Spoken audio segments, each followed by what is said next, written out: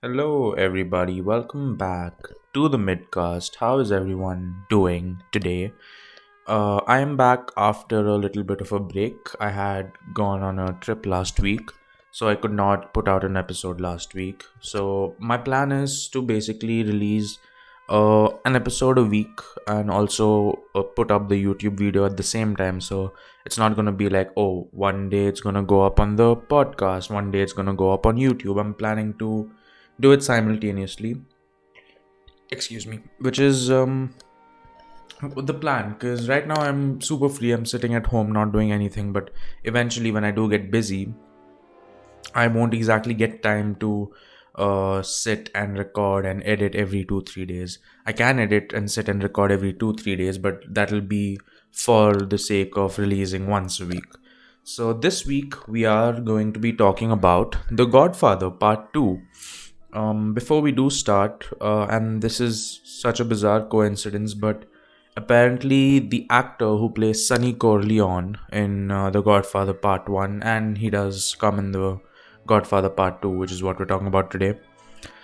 He passed away, so that's really unfortunate. Rest in peace, James Caan. And it's so bizarre because I did not know this. I started watching The Godfather 2 like 2 days ago, and I finished it today, and I opened Instagram, and apparently he passed away. So rest in peace, James Caan. Really amazing role in The Godfather Part 1. Like, what's funny is I watched The Godfather Part 1 a while ago. I didn't really watch it recently. I watched it a while ago, and coming into Part 2, the only people I kind of forgot who all were the characters, but what I did remember was Vito Corleone. I remembered Sonny, and I remembered Michael. And that really shows how good of a performance it was, because I genuinely did not remember the other characters. I even forgot Frodo, or Fredo, I guess. Frodo. I forgot Fredo as well, because I was just like, okay, Sonny, because he just did it so well and was such a good character. And I found out he was nominated for that, which good for him. So rest in peace, James Caan. I'm probably mispronouncing his name. I don't know. But yeah, great role, good actor. Unfortunately, everyone does die. So let's not make it too gloomy. Let's actually continue with our review slash discussion. So today we are going to be talking about The Godfather Part 2, released in 1974 and directed by Francis Ford Coppola. Don't know if I said that right. Don't care. Alright, so what let's give some context to what my mindset was before going into this movie. So basically I was going for the trip, right? And I was like, oh, I want to watch some movies on the trip, which by the way I didn't. So I downloaded The Godfather Part 2 and 3. And if you notice, my last episode was KGF. So I basically am planning to do one Bollywood, one Hollywood, or one Indian movie. Gotta represent my own country. And one in general, watching movies which are supposedly world famous, but I haven't watched them, right? Like The Godfather Part 2 is not a new movie. It's been around for quite a while now. So I did decide to watch it. I did watch Godfather Part 1, like I said earlier, a long time ago actually. I think it's more than a year ago when I watched it. I did like it a lot. I did find it very slow. I loved Marlon Brando's performance, obviously. I did like it. I did not find it to be one of the best movies I've ever watched. Obviously, for the time it was, but I personally didn't feel it that way. But I certainly wouldn't say, oh, it wasn't a good movie, don't watch it, because it was very, very engrossing, right? So I decided to watch Part 2. And I'm just gonna go over the points I've written here, and if something else comes up in my mind. So, immediately from the start, I do like Part 2 a lot because it does the whole parallel storyline thing. So basically, Godfather Part 2, in case you haven't watched it, which by the way, spoiler alert, it serves as a prequel and a sequel to The Godfather Part 1. So how does it's a prequel in the sense you see how Vito Corleone, which in this movie is actually played by Robert De Niro, which is pretty fun. And in the first movie, it was Marlon Brando. You see his origins, how he eventually became the Godfather, right? How he started from nothing and all that, classic coming up story. And then the sequel part is it picks up after the Godfather one. I think 7 years after Godfather one, where you have Michael Corleone, which is Al Pacino. What an amazing actor! Who is basically the new dawn of the Corleone family, right? So I really like the setup. I really like how it is dealt with in this movie. How eventually you go from the past to the present, and they do it pretty nicely. Again, we'll talk about those details as we go forward. But yeah, that is the whole base of the movie. It's basically two storylines.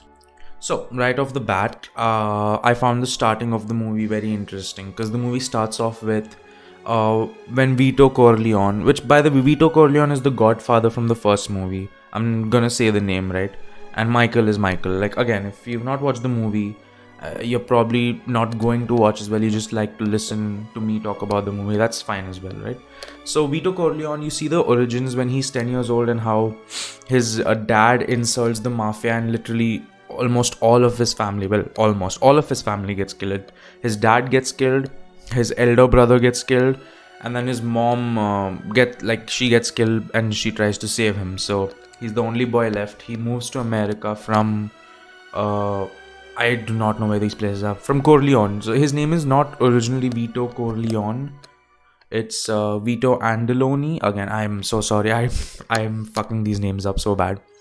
But yeah, he does move over there, and that's how he gets his name. And you basically see how it's immigrants. Basically, he's an immigrant into America, and he's just chilling there. He's doing his stuff, and it's pretty nice, A very interesting start, right? Because it gets you curious. Because now you're like, okay, so because you see the Godfather at its peak in the first movie, like he is the most powerful guy and everything like that. So in the second movie you kind of see, okay, what was his origins, like how did the Godfather come to be. And I do like the prequel part of the movie very much.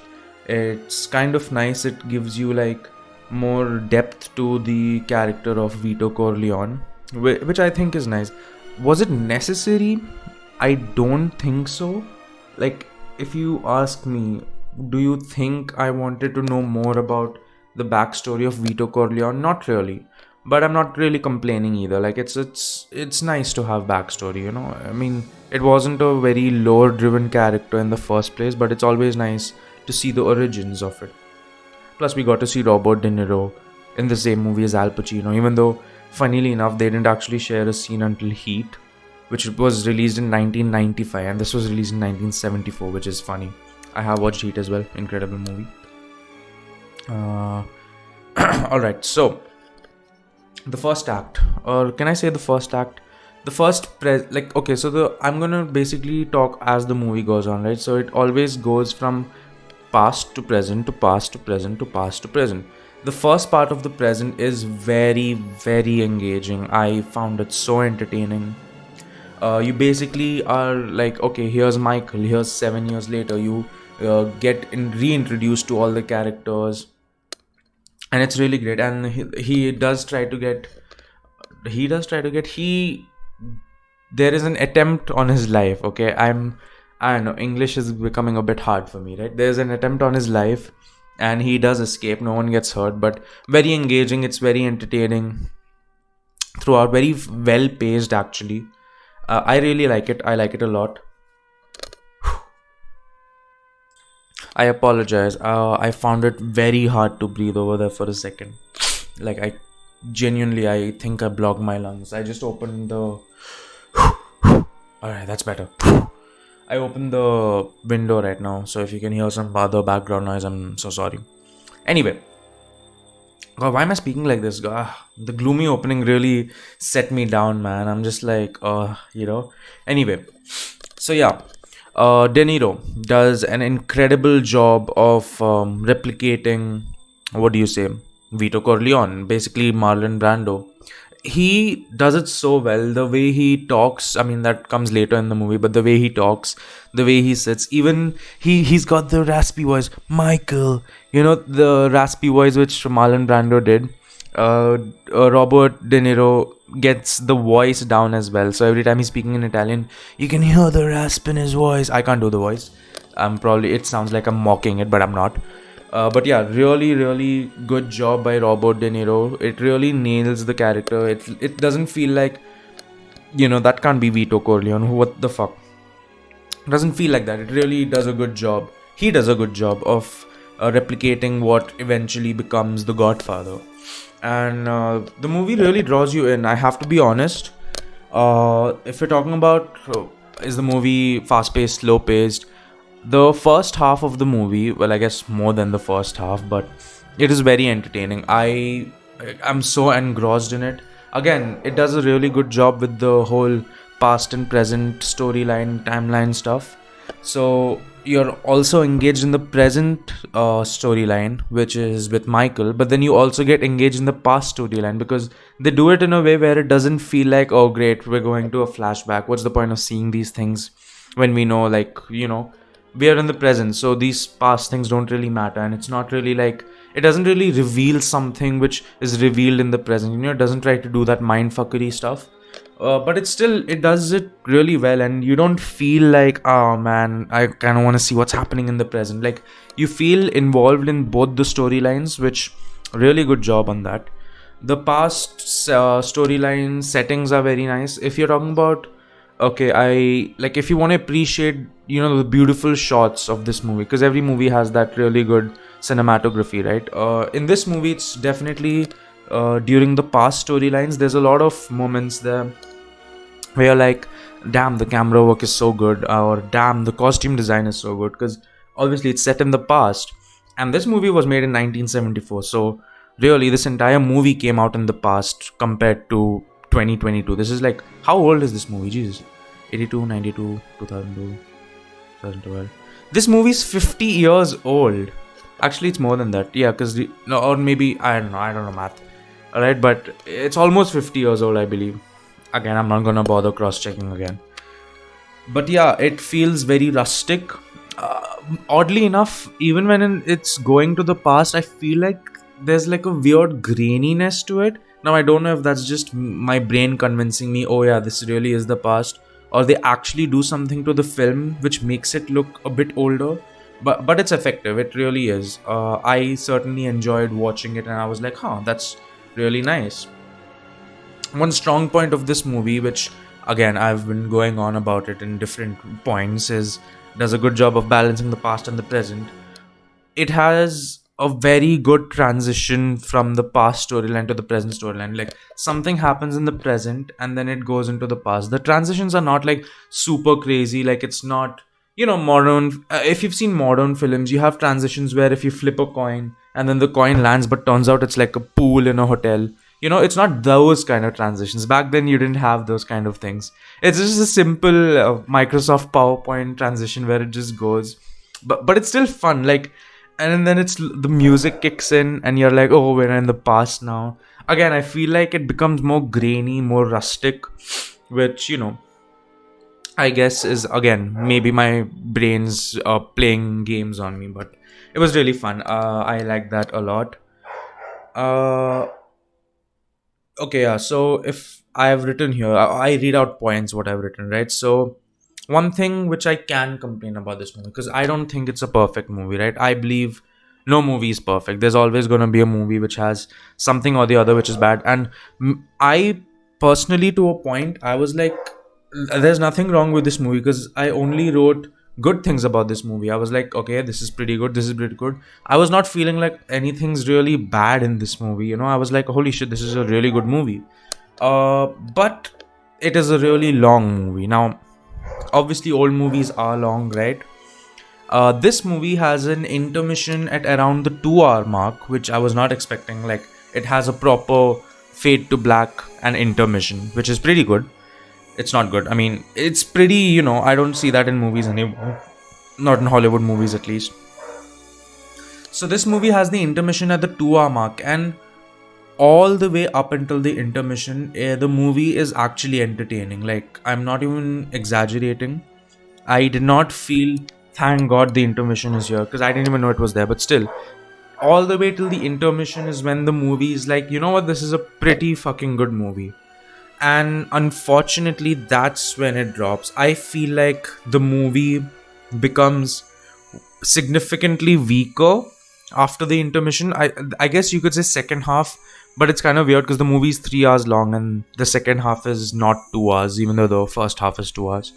But I'm gonna say post intermission, it starts to get it. Then its pace kind of resembles the first Godfather, which if you haven't watched the first Godfather, it's like super slow paced and a lot of world building and storytelling in the first Godfather. This one I like more because it has more than just, because we already know these characters, so it doesn't take that extra time to build out everything, which I kind of like. We're already in the world. But yeah, the second half again it slows down and then it again gives way for more character building, which is Michael's character. Again, if you've heard any of my previous stuff, you should know that I'm really, really into character sketches. I'm really into how characters think, what influences them to take the decisions they took, and what is the rise or slash downfall. I just said that in such a robotic way. I swear, guys, I'm not reading a script off a screen. There's not a teleprompter in the side. But what was the rise or downfall of the characters, right? I find those things interesting. Not interesting enough that I would sit and talk about it all day, but interesting enough that I would probably talk about it more than the other things. Like, I'm not someone who's too much into the technical aspects of movies, right? Mostly because I'm not an expert in it. Oh, I'm an expert at character speech. No, I'm not. Shut up. Okay. Sorry, I'm so sorry if I'm breathing in your. Is this close enough? Again, sorry for, harassing your ears. I don't know, I'm just feeling really deprived of oxygen. It's weird. Anyway, so it is more fast paced than part 1, definitely, right? The Godfather, right? The Godfather part 2 is definitely more fast paced, but it's not. It doesn't hold true after the intermission, because after the intermission, it feels like I'm watching The Godfather part 1 again. Which isn't a bad thing. Again, like I said, great movie. It's a bit slow, and it's a 3 hour plus movie, right? So I do wanna. I guess eventually in the end we'll talk about whether it was better than part 1, because I have to mention the acting in this movie. Now, this might be a very hot take. Apparently, Robert De Niro won an Oscar for supporting actor for this movie. Now, I should probably watch the other nominations in this list, right? Because I'm gonna be honest, and I think even hardcore, Robert De Niro fans, like he has a big fan base. All these old actors do.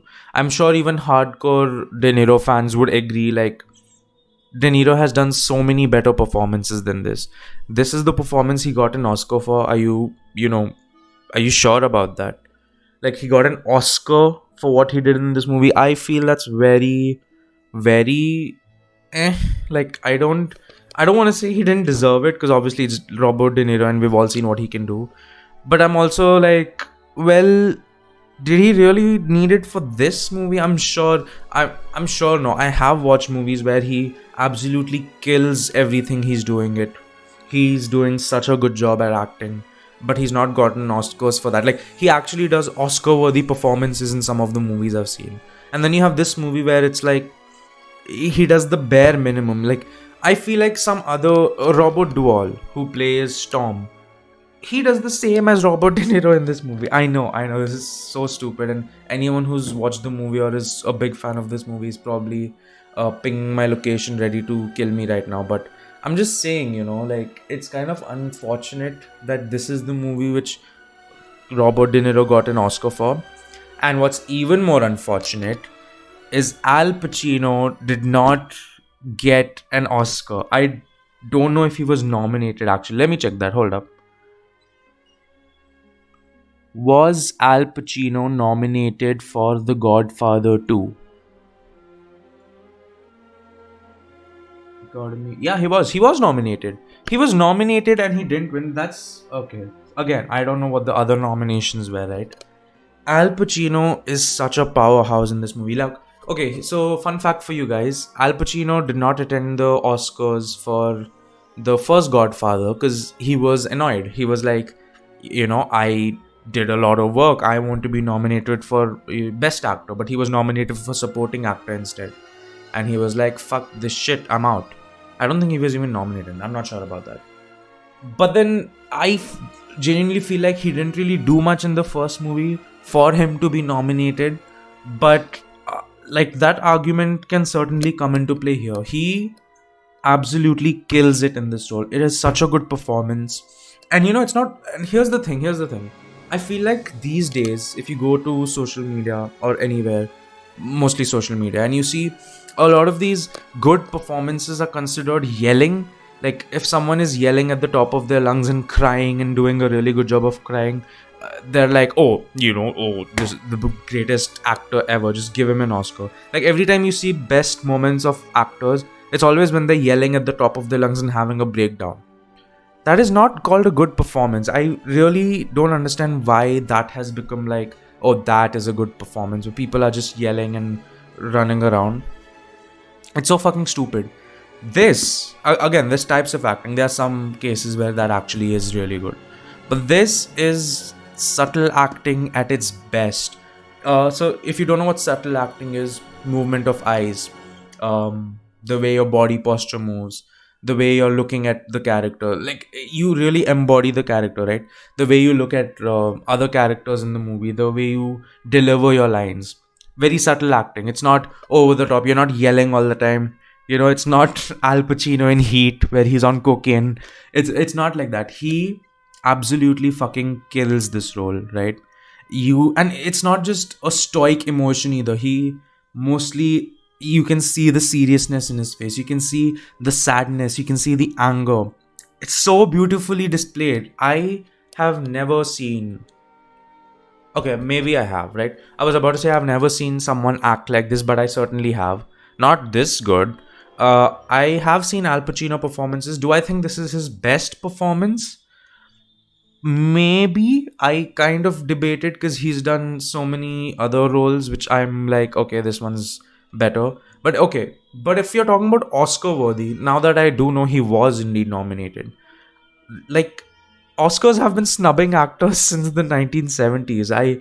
Like it's not something new. You get super annoyed these days when some really good movies are not even nominated, especially in the horror genre, which is bullshit. And you're like, but this got nominated. Are you kidding me? You're like, what the fuck?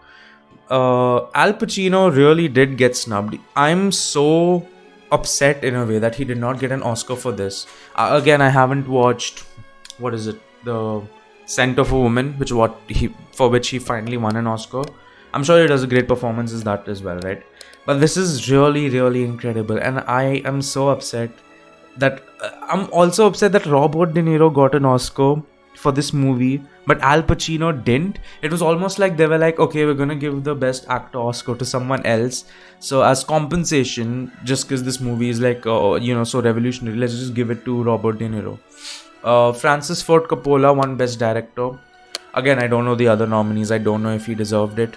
But if you're talking from a movie standpoint, of course, this was just acting, but it also won Best Picture, which I honestly think it deserves. It's a very well-rounded movie. If you're talking about plot, if you're talking about characters, acting, screenplay, it also won for adapted screenplay, which I think it deserves, honestly. Like, this movie, if you're talking about just a movie, this movie is honestly it's true, it is one of the best movies made.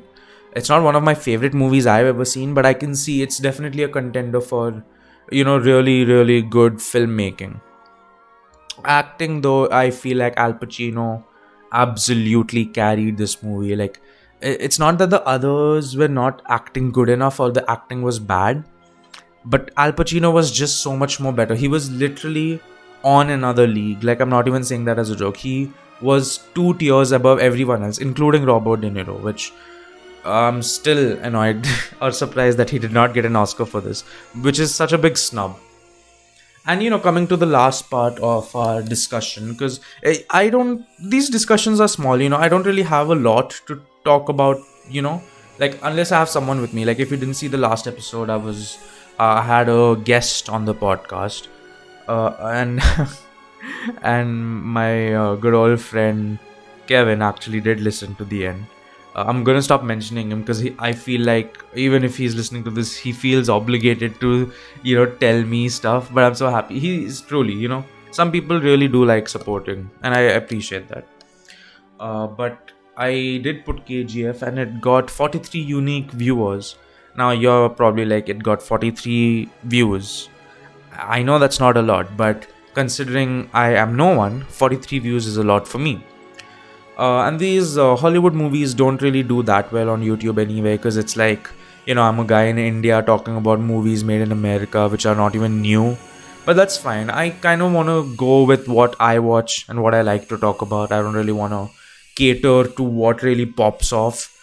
And I really wanted to watch The Godfather Part 2. So, the final discussion, was it better than The Godfather Part 1? If I'm being honest, I don't really know. Was it better than Part 1? Here's the thing. The Godfather Part 1, great movie, amazing movie. Overall, let's talk about as a movie. Let's not get into performance versus performance, right? Overall, as a movie. The Godfather Part 1, I enjoyed it. It was very slow though. I think that's the major drawback of it. Back then, movies were, but now that we are 50 years later, I feel like we can talk about that. The Godfather Part 2, for me, it was initially like, oh, alright, it's definitely better than the one, until it was post intermission, right? After the intermission, it kind of drastically became like, okay, like, is it better than part one? Because I don't know if I'm enjoying this as much as I enjoyed part one anymore, right? So it's a very tough question. Like, was it better than part one? Many people say it is. This is considered one of those sequels which is better than the original. It certainly is a good sequel. I'm not gonna deny that. Very, very amazing sequel. And I've heard The Godfather Part 3 is pretty shit, which I don't know how to feel about that, because I hear no one mentions The Godfather Part 3 for the sole reason that they say it's pretty fucking shit. But I guess we'll get to that eventually, right? For me, next is not The Godfather anyway.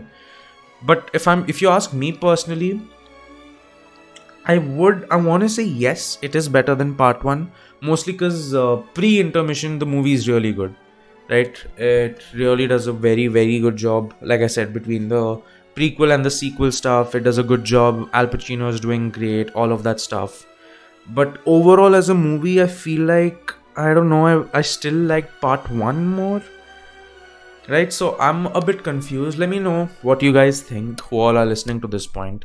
Let me know what you think. Did you like part 1 or part 2? If you haven't watched either of them, then, well, just agree with my opinion. After all, everything I do say is the right thing. But I feel like if I had to conclude it, I do think part 2 is better. Again, it's very, very, very debatable. I'm sure many people are like, no, it's not. I'm sure more people are going to be like, yeah, it is. I do feel like part 2 is better for the sole reason, before the intermission, the pacing is really good. I really like the pacing. And I'm like, yeah, this is a good movie. But I do feel it's better. It might change because, again, very, very confused, conflicted in my mind. But I feel like for now, I'm going to say it was better than part 1. And yeah, that's it. I was about to say something and I lost my train of thought. I mean, I've read out all the points. Yeah, I think that's it. I don't know what I was about to say. I guess it was this only. Was it better than part 1 or part 2? Anyway, thank you guys so much for watching. Or listening, of course, because watching on YouTube, I assume, and listening on Spotify. I am going to now probably watch next week. I don't like to watch too much. Probably going to see KGF 2, which is interesting. I want to see what KGF has to offer. And yeah, thank you guys so much for listening / watching. Don't forget to follow me on Instagram on king_kamikaze. And yeah, subscribe to the YouTube channel if you are listening on any podcast platforms. YouTube channel is also King Kamikaze, and just click on the link in description if you guys are watching on YouTube to go follow me on Instagram. The link is in the Instagram bio for all the podcast links.